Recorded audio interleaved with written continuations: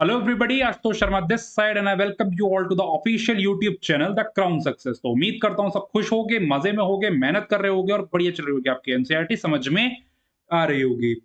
तो last video अगर आपने देख ली थी तो उसमें मैंने आपको बताया था चंद्रगुप्त के बारे में, और आज हम पढ़ेंगे चंद्रगुप्त टू के बारे में। लेकिन उससे पहले, जैसे कि वही हमारा सिलसिला, सबसे पहले हम मिलते हैं अपने टीसीएस किंग से, जिन्होंने बकायदा अच्छे तरीके से सारे आंसर्स किए हैं। तो चलो फिर मिलते हैं उनसे।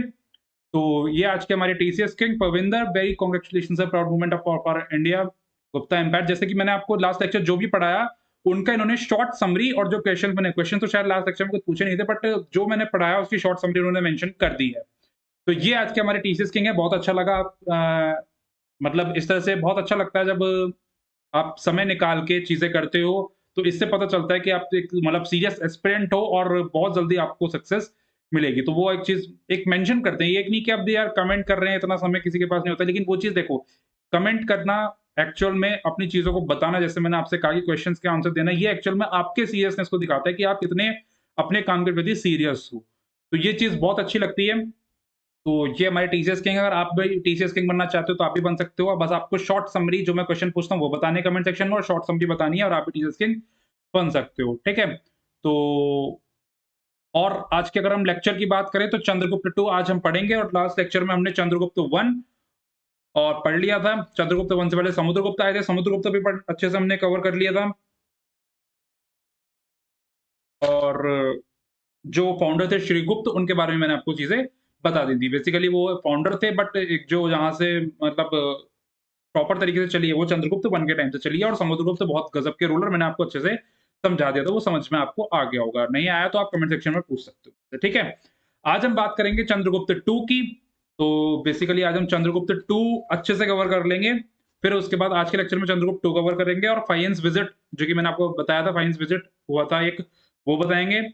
और इसके अगले लेक्चर में आएगा इसका एडमिनिस्ट्रेशन और सोशल लाइफ और पॉलिटिकल लाइफ वगैरह, वो हम अगले लेक्चर में कर लेंगे। बेसिकली 3 लेक्चर में गुप्ता एम्पायर खत्म हो जाएगा। ठीक है? तो कोई दिक्कत वाली बात नहीं है। चलो फिर लेक्चर स्टार्ट कर लेते हैं अपना। पेन पकड़ते हैं पहले तो, 1 सेकंड।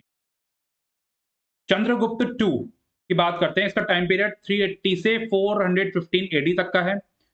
चंद्रगुप्त टू के बारे में पढ़ते हैं। Samudragupta was succeeded by his son Chandragupta two. Chandragupta two किसके बेटे हैं? समुद्रगुप्त के बेटे हैं चंद्रगुप्त, जिनको विक्रमादित्य के नाम से भी हम लोग जानते हैं। विक्रमादित्य भी इनका नाम पड़ गया है। ठीक है? विक्रमादित्य के नाम से भी हम जानते हैं, कंफ्यूज मत होना। एक चंद्रगुप्त वहां पर है मौर्य डायनेस्टी में, चंद्रगुप्त मौर्य चाणक्य के स्टूडेंट, बट यहाँ पर चंद्रगुप्त अलग हैं, ये गुप्ता एम्पायर के हैं। ठीक है? तो ध्यान रखना। But according to some scholar the immediate successor of Samudragupta was Ramgupta. जो एक्चुअल में ये था कि कुछ स्कॉलर्स का ये कहना था कि समुद्रगुप्त के 2 बेटे थे, एक रामगुप्त और एक चंद्रगुप्त। रामगुप्त के बारे में इतनी ज़्यादा इन्फॉर्मेशन नहीं है हमारे पास। रामगुप्त जबकि बड़े थे चंद्रगुप्त से, तो इतनी ज़्यादा हमारे पास इन्फॉर्मेशन है नहीं। तो इसलिए चंद्रगुप्त टू की हमारे पास अच्छी खासी इन्फॉर्मेशन है। बहुत ही गज़ब के रूलर थे ये भी।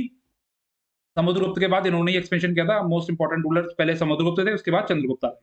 ठीक है? तो यहाँ पे लिखा भी है, देखो, Samudragupta the immediate successor of Samudragupta was Ramgupta, the elder brother of Chandragupta two, Chandragupta के बड़े भाई, टू के बड़े भाई। But there is little historical proof for this. उनका मतलब ज्यादा हमको प्रूफ वगैरह है नहीं। Chandragupta two inherited the military genius for his father and extended the Gupta empire by his own conquest. जो उनको बेसिकली 85% तो भाई, 70 टू 85% तो समुद्रगुप्त ने कवर कर लिया था, बचा कुचा इन्होंने कवर कर दिया। तो मतलब ऑलमोस्ट इंडिया इन्होंने कैप्चर कर लिया था गुप्ता एम्पायर ने। He achieved this by a judicious combination of the policy of the diplomacy and welfare। कहने का मतलब ये कूटनीति और युद्ध के दौरान इन्होंने ये जितनी भी चीजें हैं ना, ये अचीव की। कूटनीति और युद्ध के दौरान इनका दिमाग बहुत तेज था। किस तरह से राजनीति ये पेच वगैरह खेलते थे, तो दाव पेच वगैरह खेलते थे, तो ये इन्हीं को अच्छे से पता था। मतलब बहुत अच्छे तरीके से दिमाग से खेलते थे और चीजों को अपनी तरफ अट्रैक्ट कर लेते थे, अपनी तरफ समझा लेते थे। अभी बताऊंगा मैं कैसे। ठीक है? थ्रू मैट्रिमोनियल अलायंसेस ही स्ट्रेंथेंड हिज पॉलिटिकल पावर। इन्होंने लड़ाइयाँ तो लड़ी और अपने वैवाहिक संबंध भी इन्होंने बहुत ज़्यादा बनाए। बहुत ज़्यादा तो नहीं, इतने ज़्यादा भी नहीं बनाए लेकिन थोड़े इन्होंने बनाए। ठीक है? उससे भी अपनी पावर को इंक्रीज़ किया। देखो, he married Kuberangana, Kuberanga, a Naga princess of central India. इनसे इन्होंने शादी करी। ही गेव हिज डॉटर, जो उनकी बेटी थी, he gave his daughter Prabhavati, Prabhavati इनकी बेटी थी, in marriage to the Vakataka prince और रुद्रसेना सेकंड।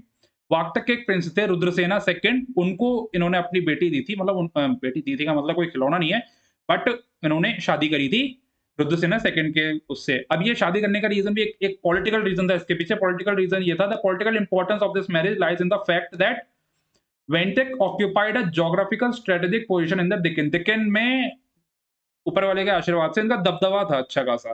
तो अब इन्होंने सोचा कि यार अगर मैं अपनी बेटी की शादी इससे कर देता हूँ, तो डेक्कन वाले पार्ट में मेरे को ज़्यादा कन्क्वेस्ट वगैरह, ज़्यादा लड़ाइयाँ वगैरह करने की ज़रूरत नहीं पड़ेगी। ऐसे ही मेरे को सब कुछ मिल जाएगा। अभी दामाद का है तो मिल ही जाएगा फिर। हालाँकि दामाद को देना चाहिए, बट एक्चुअल में संबंध होते हैं ना मैट्रिमोनियल लाइन से पहले संबंध बने हैं कि भाई हमारा दामाद ही तो है, हमसे थोड़ी ना कुछ कहेगा। तो इन्होंने इस कारण पॉलिटिकल रीज़न था इस शादी के पीछे, तो इस कारण इन्होंने शादी करवाई। This alliance served a useful purpose when Chandragupta II undertook his campaign in the Western India against the Sakas. साकास के विरुद्ध जब इन्होंने अभियान चलाया, साकास एक मतलब ट्राइब कह लो, साकास एक ट्राइब थी, उनके खिलाफ जब इन्होंने अभियान चलाया तो उसमें इनको काफ़ी ज़्यादा मदद मिली। दक्कन की तरफ इनको ज़्यादा फ़ोर्स कर देखने की ज़रूरत थी नहीं, क्यों? क्योंकि वो अपना ही एरिया था, अपना है सब कुछ है और अपने उस्तादगिरी दिखाएँगे उसमें पूरी। Conquest of western India, western India के पश्चिमी भारत की विजय वगैरह थी, कैसे-कैसे हुई थी, क्या-क्या गई थी, वो देख लेते हैं एक बार। इसमें कुछ एडिशनल इन्फॉर्मेशन भी थी यार, जो मेरे नोट्स में मेंशन है। चलो बताते हैं। The greatest of the military achievement of Chandragupta two was his war against Saka Kshatraps of western India. जो उनकी मिलिट्री अचीवमेंट थी, जो उनकी सेना, एक तो उन्होंने सेना अच्छी खासी कर रखी थी, तो उनकी जो प्रॉपर विजय मानी गई है, वो शाका क्षत्रप के खिलाफ जो उन्होंने लड़ाइयाँ लड़ी थी, उनके मानी गई है। बेसिकली एक ट्राइब थी जो वहाँ पर बहुत ज़्यादा बदतमीजियाँ काट रही थी। रुद्रसिम्हा थर्ड, ध्यान रखना, Rudrasimha third the last ruler of the Saka Kshatrap was defeated. जो साका क्षत्रप के लास्ट रूलर थे, एक सेकंड, साका क्षत्रप के लास्ट रूलर थे रुद्रसिम्हा थर्ड, जिनके खिलाफ इन्होंने लड़ाई लड़ी थी चंद्रगुप्त टू में, मारा तोड़ा था बहुत ज्यादा भाई साहब, लड़ाई हुई और अच्छे खासी लड़ाई हुई। तो इन दोनों में भाई साहब खतरनाक तरीके के युद्ध चले और चंद्रगुप्त टू ने इनको पीट दिया रख के अच्छे खासा, ठीक है।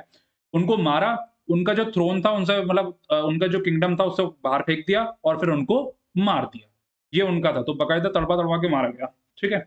His territories in western Malwa, जो उसकी वेस्टर्न मालवा में जो टेरिटरीज़ थी एंड द काथिवा पेनिनसुला, जो काथिवा पेनिनसुला इसने कब्जा रखा था, वो अब चंद्रगुप्त टू ने कब्जा लिया था। Were annexed into the Gupta empire, और गुप्ता एम्पायर में वो आ गया था, ठीक है। कब्जा लिया था तो जाहिर सी बात है गुप्ता एम्पायर का एस्टेब्लिशमेंट हो गया वहाँ पे। After this victory he perform the horse sacrifice, घोड़े दौड़ा दिए कि जहाँ तक जाएगा मेरा है, and assume the title सक्कारी। सक्कारी title इन्होंने अपने आप को ले लिया, जिसका मतलब होता है डिस्ट्रॉयर ऑफ साकास, साकास को खत्म करने वाला सक्कारी। इन्होंने अपने आप को एक टाइटल दे दिया था। He also called himself Vikramaditya, नाम भी इनका यहाँ से पड़ गया था, विक्रमादित्य नाम, ठीक है। Okay. As a result of the conquest of Western India, the western boundary of the empire reached to the Arabian Sea, gaining access to Broch, Sopara, Cambay and other seaports। कहने का मतलब ये है कि जब ये गुप्ता एम्पायर, अब जब ये मार रहे थे भैया, पीट रहे थे, अच्छी खासी पावर में थे, तो ये फैलना शुरू हो गया। फैलने तक ये बाउंड्रीज, इन बाउंड्रीज को टच कर चुका था। Broach, Sopara, Cambay and other सीपोर्ट्स जो थे, वो सब इन्होंने अपने उसमें मिला लिए थे। कहने का मतलब फैलना बहुत ज्यादा शुरू हो गया था, इतना ज्यादा इंपॉर्टेंट ये है नहीं। This enabled the Gupta empire to control trade with the western countries. अब जो ट्रेडिंग वगैरह तो रेगुलर चल रही थी, वहाँ पे बार्टर सिस्टम खत्म हो चुका था। ध्यान रखना, बार्टर सिस्टम पे ट्रेडिंग नहीं चलती, यहाँ पे कॉइन्स वगैरह इंट्रोड्यूस हो गए थे, वहाँ पे ट्रेडिंग चल रही थी, ठीक है।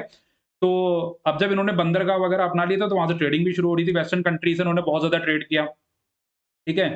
Ujjain became an important commercial city and soon became the alternative capital of the Guptas, ठीक है। उज्जैन इनकी इंपॉर्टेंट कमर्शियल सिटी बन गई, मतलब कि कमर्शियल सिटी बोलते हैं जहां पर ट्रेडिंग वगैरह की एक्टिविटीज ज्यादा होती हैं, वो कमर्शियल सिटी बन गई। उज्जैन से ही इंपोर्ट एक्सपोर्ट किया जाने लगा और जल्दी ही इसको अल्टरनेटिव, एक दूसरी कैपिटल, अल्टरनेटिव कैपिटल इसकी बना देगी गुप्ता एम्पायर की। अब क्या क्या चीजें एक्सपोर्ट इंपोर्ट की जाती है वो देख लेते हैं। Fine cotton clothes of Bengal, indigo from Bihar, silk from Banaras, Bihar से इंडिगो और बनारस से silk, the scents of the Himalayas and the sandals and spices, दालें वगैरह, मसाले वगैरह, ये सब यहाँ से एक्सपोर्ट इंपोर्ट किए जाने लगे। The western traders for Roman gold into India in return of for Indian product. Indian product के बदले जो वेस्टर्न ट्रेडर्स थे उन्होंने रोमन गोल्ड इनको दिए थे कि रोमन गोल्ड डबल ट्रेड के बदले में, ठीक है। The great wealth of the Gupta empire was manifest in the variety of gold coins issued by Chandragupta two. Great wealth बोले तो मतलब एक अच्छी वेल्थ, अच्छी प्रोडक्ट, अच्छी ताकत इनकी जो थी वो यहाँ से आई थी जब वैरायटी ऑफ गोल्ड कॉइन्स इनके पास आ गए थे। गोल्ड कॉइन्स की काफी सारी वैरायटीज इनके पास आ गई थी। चंद्रगुप्त टू ने काफी सारे कॉइन्स इंट्रोड्यूस किए थे, कहने का मतलब हवाबाजी करी थी पूरी। हवाबाजी से समझ लो कि हवाबाजी उन्होंने पूरी करी थी भाई साहब, कि चंद्रगुप्त मतलब अलग-अलग तरीके कॉइन्स बना रहे हैं, अपने बना रहे हैं, कोई चीज़ घोड़े दौड़ा रहे हैं, उसमें कॉइन्स में घोड़े लगा दे रहे हैं, तो इन्होंने हवाबाजी पूरी की थी, वो हीरो बनना चाह रहे थे ज़्यादा। तो हीरो बनने में बने भी थे वैसे तो, बने भी हैं, आज हम पढ़ रहे हैं इनको। अदर कन्क्वेस्ट के बारे में देखते हैं, कुछ और विजय के बारे में देखते हैं। Chandragupta two defeated a confederacy of enemy chiefs in the Vanga. Vanga में एक ट्राइब हो रहा था वहाँ पे, वंगा में कहा कि यार ये कुछ ज़्यादा बदतमीज़ी दिखा रहे हैं, मतलब ज़्यादा सुपीरियर कहने हैं, छोटे-छोटे मिलके ये कुछ ज़्यादा हीरो बनते हैं। तो ये ज़्यादा हीरो बन रहे थे, चंद्रगुप्त ने कहा कि अभी आता हूँ बेटा, तुम्हें पीट के जाता हूँ। तो आया वो पीट के चला गया। He also cross the river Sindh. Sindh river उसने नदी पार करी, और जो बैक्ट्रियन इन्वेशन, जो बैक्ट्रियंस आए थे ना, ध्यान रखना, वो कुछ वहाँ पे कुछ उनके पोर्शन रह गए थे, तो उनको जाकर उन्होंने तुला कि बेटा तुम यहाँ करके सिर्फ गुप्ता एम्पायर में आओ, वरना पीट दूँगा तुम्हें रख के मैं। तो उसने कहा कि भाई हम तो नहीं आ रहे, तो उसने जाके उसने भी पीटा, बैक्ट्रियंस को भी रहा। The conquest the Gupta empire extended in the west as far as the western Malwa. उन्होंने वेस्ट तक अपना गुप्ता एम्पायर फैला लिया, कहाँ तक? मलवा, गुजरात और काथीवर तक। और नॉर्थ वेस्ट की अगर हम बात करें, तो Hindu Kush Hindu Kush up to Bactria mountains तक, मतलब हिंदुक्श माउंटेन जो है वहाँ तक इन्होंने फैला लिया था। ईस्ट की बात करें, it includes even eastern Bengal and in the south the Narmada river form the boundary. कहने का मतलब ये ऑलमोस्ट 85 से 90% इंडिया ये कैप्चर कर चुके थे। कहने का मतलब ये कि बहुत ज़्यादा इन्होंने पीक पर ले गए थे गुप्ता एम्पायर को, कि इतना तो मौर्यन एम्पायर भी नहीं कहते जितना ये पीक पे गया था गुप्ता एम्पायर। ठीक है? ध्यान रखना है इससे। अब हम बात करते हैं फाइयंस विजिट की। फाइयंस कौन था? बेसिकली ये चाइनीज़ बंदा था एक, जो कभी भी एक बात का ध्यान रखना हमेशा, जो फाहियन नाम का बंदा कभी भी चंद्रगुप्त टू के कोर्ट में नहीं गया। चंद्रगुप्त टू से इसका कोई ट्रेडिंग वगैरह, कोई रिलेशन वगैरह नहीं है, कभी एग्जाम में गलत कराओ। बस ये ध्यान रखना कि चंद्रगुप्त टू के टाइम पर आया था, आके इसने किया क्या वो मैं अभी बताऊंगा आपको क्या क्या किया इसने। बट ये आया था खाली घूमने के पर्पज से, और बुद्धिज्म से ज्यादा ये वो था, इंटरेक्ट करता था, बुद्धिज्म से ज्यादा ये जुड़ाव महसूस करता था, उनके बारे में नॉलेज लेने और सारी चीजें कलेक्ट करने। इसने आगे एक बुक भी लिखी जो कि एनसीईआरटी में मेंशन नहीं है, लेकिन मैं आपको बताऊंगा कौन सी बुक। ठीक है? तो ये चीज़ें उसने करी कि आके बुद्धिज़्म कल्चर जो था, कल्चर को देखा हमारे बेसिकली। इसका कोई पॉलिटिकल से इसका पॉलिटिकल रिलेशन से कोई भी रिलेशन नहीं था, कोई भी इसका लेना-देना नहीं था। बस इसने क्या करा कि घूमने आया था, घूम-घुमा के निकल लिया, ठीक है? चंद्रगुप्त टू के टाइम पर आया था, बट चंद्रगुप्त टू के कोर्ट में वो नहीं गया, ठीक है? चंद्रगुप्त टू से इसका कोई कनेक्शन नहीं था। फाइन्स विजिट के बारे में बात करें, the famous Chinese Pilgrim, Pilgrim बोलते हैं जो तीर्थयात्री जिसको बोलते हैं, ठीक है? चाइनीज़ बंदा था ये। Fahien visited India during the reign of Chandragupta two. Chandragupta two के टाइम पे फाइन्स आया था। आउट ऑफ हिज 9 इयर्स वो 9 साल भारत में रहा, जिसमें कि 6 साल उसने गुप्ता एम्पायर में स्पेंड करे। मतलब कि 9 साल वो रहा गुप्ता एम्पायर में, उसने 6 साल करे। उसके बाद गुप्ता एम्पायर थोड़ा डिक्लाइन हो गया था, तो गुप्ता एम्पायर हट गया था, लेकिन उसके बाद भी ये यहाँ पर रहा था। He came to India by the land route के थ्रू आया था। कहाँ से निकल के? Khotan, Kashgar, Gandhara and Punjab, यहाँ से निकल के आया था। He visited Peshawar. कहाँ-कहाँ वो गया? पेशावर, मथुरा, कन्नौज, श्रावस्ती, कपिलावस्तु, कुशीनगर, पाटलिपुत्र, काशी एंड बोधगया। बोधगया बिहार। ये कुछ जगह थी जहाँ पर इसने भ्रमण वगैरह किया था, कि ये इन जगह पे घूमा था। ठीक है? और कौन से रूट से वापस लौटा? सिलोन एंड जावा वाले रूट से वापस लौट गया, सी रूट से वापस लौटा था। ठीक है? इतना ज़्यादा मत भाई, यूपीएससी ये पूछेगा, आपको लगता है यूपीएससी ये पूछेगा कौन से रूट से आया था, कौन से रूट से गया? ये थोड़ी ना पूछेगा। The main purpose of his visit was to see the land of the Buddha and to collect Buddhist manuscript from India। कहने का मतलब जो इसका मेन पर्पस था, मेन पर्पस किसी कोई राजनीति से रिलेटेड कुछ नहीं था, कोई राजनीति वगैरह, कोई इन्वेट वगैरह ऐसा कुछ नहीं, बस सिर्फ इसको नॉलेज चाहिए थी बुद्धिज्म से रिलेटेड, क्योंकि ये बुद्धिज्म मैन्यूस्क्रिप्ट से रिलेटेड बहुत ज्यादा ये बुद्धिज्म को मानता था। तो ये इंडिया आया, और इंडिया में इसने देखा कि यार इससे ज्यादा अच्छी नॉलेज हमको नहीं मिल सकती। तो इंडिया में आके उसने जो बुद्धा वाला लैंड है, जिस पोर्शन में बुद्धिज्म फैला हुआ था, वो चीज उसने देखी, और मैन्यूस्क्रिप्ट जितने भी लिखे होते सारी जानकारी उसने प्राप्त की बुद्धिज्म के बारे में। उसने वो पाटलिपुत्र में रहा 3 साल, जहां पर उसने संस्कृत और बुद्धिस्ट टेक्स्ट को कॉपी किया, संस्कृत भाषा सीखी और बुद्धिस्ट टेक्स्ट को उसने अपने एक्सेंट में कॉपी किया था, पाटलिपुत्र में रह के 3 साल। ठीक है? ये पॉइंट ध्यान रखना। Science provides valuable information on the religious, social and economic condition of the Gupta Empire। Gupta empire की रिलीजियस, सोशल और इकोनॉमिक, धार्मिक, सामाजिक और आर्थिक कंडीशन पर गुप्ता एम्पायर के मतलब बहुत ज्यादा इंफॉर्मेशन इसने दी है गुप्ता एम्पायर की। ठीक है? इसके मुताबिक according to him Buddhism was in a flourishing condition in the north western India. North western India में बुद्धिज्म बहुत ज्यादा पीक पे था, लोग बार बहुत ज्यादा उसको फॉलो करते थे। But in the Gangetic valley it was in a state of neglect. Gangetic valley में इसको नेग्लेक्ट किया जाने लगा, इसका मतलब बहिष्कार किया जाने लगा। कहने का मतलब ये he refers to the Gangetic valley as the land of Brahmanism. ब्राह्मणों का बहुत ज्यादा वर्चस्व था। इसके मुताबिक गैंगटेक वैली पे ब्राह्मणों का बहुत ज्यादा वर्चस्व था। Fahien mention the unsatisfactory state of some Buddhist holy places like Kapilavastu and Kushinagar. Kapilavastu और कुशीनगर में इसने मतलब इसने ये चीज मेंशन करी है कि कपिलावस्तु और कुशीनगर में बुद्धिस्ट प्लेसेस जो हैं इनकी स्थिति इतनी ज्यादा अच्छी नहीं है, इतने ज्यादा लोग इसको फॉलो नहीं करते, इतनी ज्यादा अच्छी स्थिति नहीं है, ये स्टेट अच्छे नहीं है। According to him the economic condition, जो आर्थिक स्थिति है वो बहुत ही ज्यादा कमजोर है।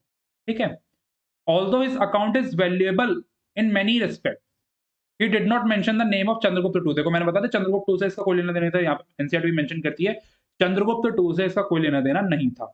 ही was not interested in political way, किसी भी राजनीतिक मुद्दों में इसका कोई दिलचस्प नहीं था। His interest was primarily religion, धर्म से रिलेटेड इसका मतलब इंटरेस्ट था कि ये धर्म के बारे में जानना चाहता था।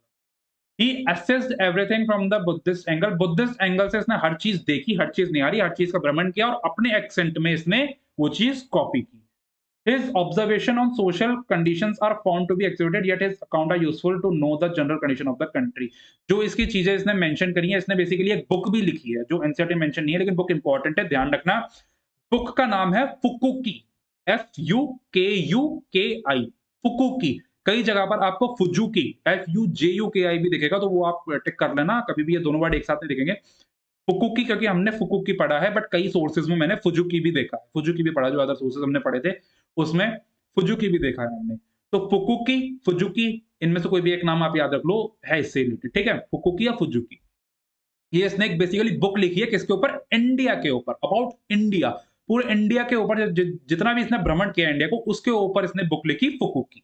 ठीक है, ध्यान रखना, इंपॉर्टेंट है। एस्टिमेट ऑफ चंद्रगुप्त टू, पाइयंस के बारे में पढ़ लिया, अब एस्टिमेट ऑफ चंद्रगुप्त टू के बारे में अनुमान वगैरह देख लेते हैं। The power and glory of Gupta empire reached its peak under the rule of Chandragupta two. एक सेकंड में कुछ और देख लेता हूं, आपको बताने की नीड है क्या किसी और चीज की?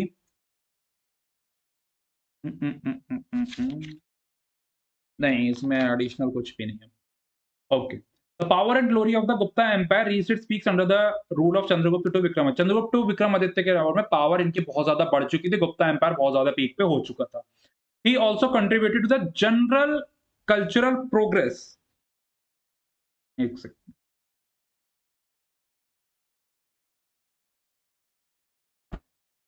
उसने he also contributed to the general cultural progress. जो कल्चरल प्रोग्रेस हो तो सांस्कृतिक प्रोग्रेस जो होती है, सांस्कृतिक प्रतिक्रिया जो होती है, उसमें इन्होंने जो मतलब नेचुरल प्राकृतिक जो होती है उसमें बहुत ज्यादा इसने वो मतलब बहुत ज्यादा इसने कंट्रीब्यूट किया कि जो चीज प्राकृतिक है उसको प्राकृतिक ही रहने दिया, ज्यादा बदतमीजी इसने नहीं काटी।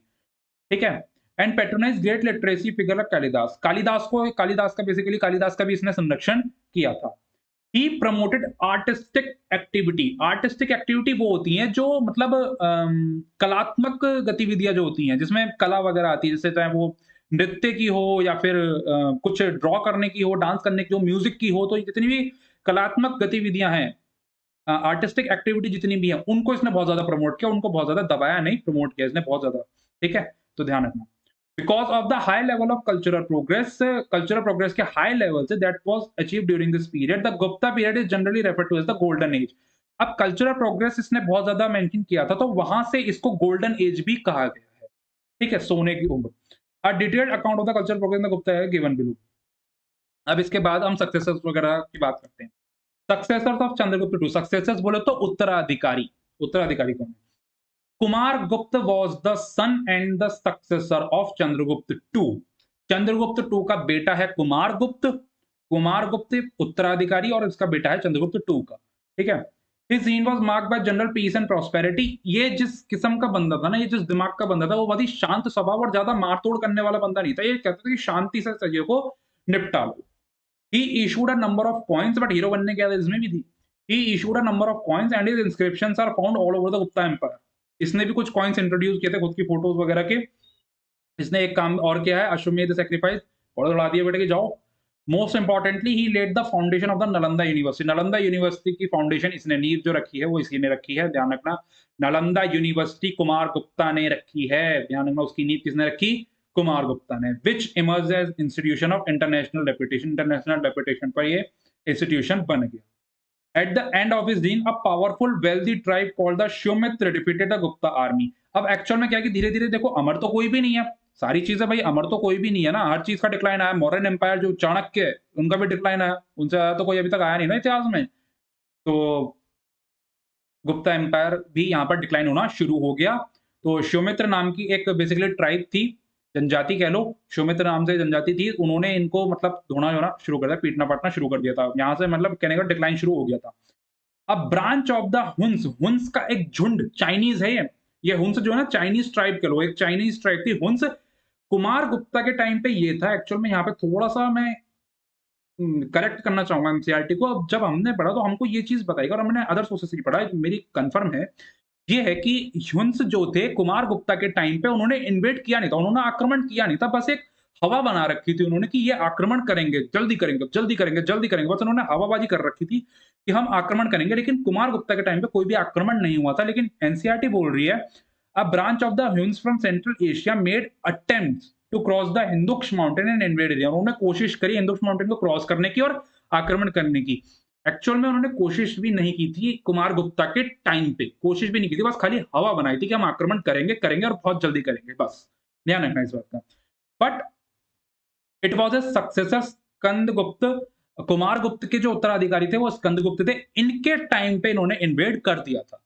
इनके टाइम पे, कुमार गुप्त के टाइम पे खाली हवा बनी थी, लेकिन स्कंदगुप्त के टाइम पे इन्होंने इन्वेड कर दिया था, इन्होंने आक्रमण कर दिया था, बट इनके द्वारा उनको हराया गया। स्कंदगुप्त के, he fought successfully against the Huns and saved the empire. उन्होंने गुप्ता एम्पायर मतलब बचा लिया था, ह्युन्स के द्वारा जो आक्रमण हुआ था, उनका आक्रमण का जवाब दिया, उनको हराया भी और गुप्ता एम्पायर बचा लिया था। This war must have been a great strain on the government resource after Skandagupta death. Skandagupta की मृत्यु के बाद जो उनके और उत्तराधिकारी थे जैसे कि पुरोगुप्त, नरसिम्हगुप्त, बुद्धगुप्त एंड द बालदित्य, ये लोग थोड़े ढीले-ढाले थे, ये गुप्ता एम्पायर को हुन्स से नहीं बचा पाए। हुन्स ने इनको पीट दिया अच्छा खासा रख के और ये चीज़ें कैप्चर कर ली कुछ। ठीक है? हुन्स से ये लोग नहीं बचा पाए। Ultimately the Gupta power totally disappeared due to the Huns invasion and later by the rise of Yashodharman in Malwa.